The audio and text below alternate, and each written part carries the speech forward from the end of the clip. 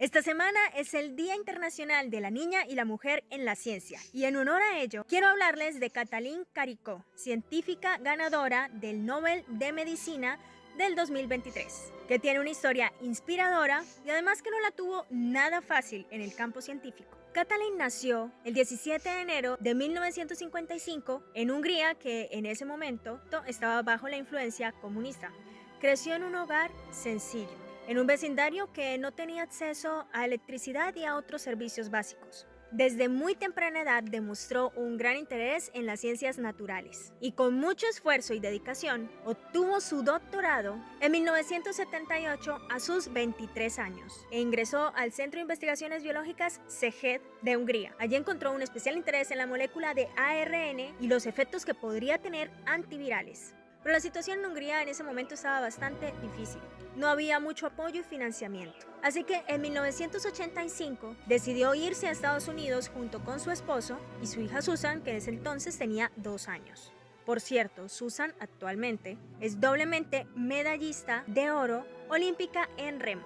Resulta que el gobierno húngaro en ese tiempo tenía prohibido sacar más de $100 del país. Así que ellos vendieron su casa, lo que tenían, y lograron reunir $1,200, los cuales escondieron dentro de un peluche de su hija, para de esta manera poder pasar inadvertidos, y lograron llegar a Estados Unidos. Allí Katalin trabajó con la Universidad de Temple, Filadelfia. Estuvo unos años allí hasta que en 1989 logró entrar como investigadora en la Universidad de Pensilvania, donde junto a Elliot Barnard logró demostrar que el ARN mensajero, al insertarse en la célula, podría utilizarse para la producción de proteínas de interés. Cuando presentaron este trabajo, los colegas no lo tomaron para nada en serio, de hecho se burlaron de ellos, pues en ese momento el ARN tenía fama de causar diferentes efectos, como reacciones alérgicas que para ellos era imposible de cambiar. Para 1990 ya no le renovaron más contrato a Katalin. Tenía todo el mérito para ser ascendida y en cambio decidieron degradarla de puesto, pues sus colegas creían que los aportes que habían hecho para ellos no eran relevantes, y aún con toda esta impotencia se vio obligada a continuar en este puesto menor, pues tenía necesidades económicas como cualquier otra persona. Para 1997, en una fotocopiadora, por casualidad, conoció al inmunólogo Drew Weissman, quien también tenía interés en el ARN mensajero como una alternativa para estimular la inmunidad. Katalin aprovechó y le habló de sus intereses en este mismo tema y además de su experiencia también en esto, y se ofreció a crear moléculas de ARN mensajero para los proyectos de estudio que tenía Weissman, y así iniciaron su alianza.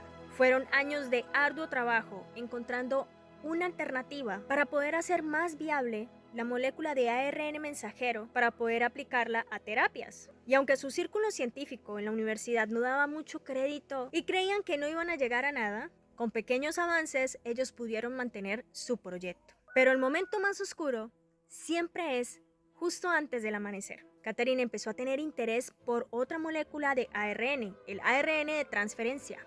Observó curiosamente que esta molécula de ARN de transferencia era mucho más benévola, justo lo que estaban necesitando, pero no es como que podían reemplazar el ARN mensajero por ARN de transferencia, porque el ARN mensajero lleva el código que va a dar origen a una proteína, y el ARN de transferencia cumple una función de acople.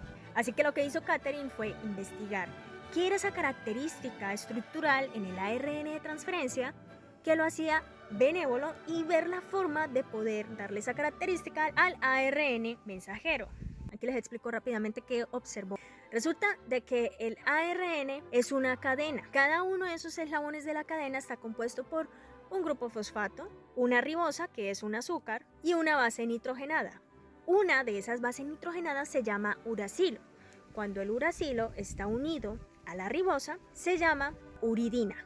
Ella observó que la uridina del ARN de transferencia tenía una estructura ligeramente diferente y la llamó pseudouridina. Se dio cuenta de que era justamente esta pequeña modificación en la estructura lo que hacía al ARN de transferencia mucho más benévolo y que además no interfería en lo absoluto en su función. Así que lo que hizo fue reemplazar la uridina del ARN mensajero por una pseudouridina. en unas secuencias específicas que ya se tenía muy claro que eran las problemáticas. Y pues funcionó. Este ajuste volvió mucho más propicio el ARN mensajero para la función que tenía que cumplir, además de hacerlo mucho más benévolo en su interacción con la célula. Así que el descubrimiento se publicó y se patentó el método en el 2005.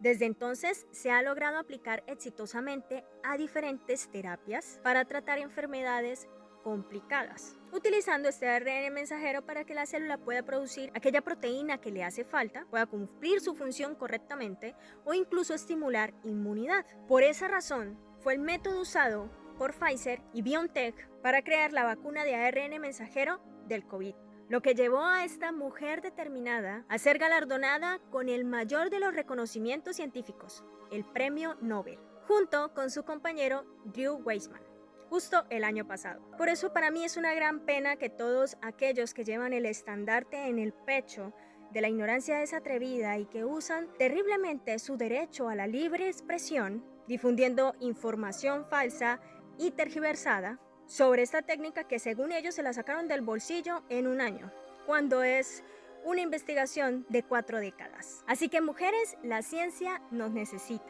Hay mucho que trabajar, pero son bienvenidas todas aquellas que también quieran sumarse en el bello campo científico y seguir adelante dando lo mejor.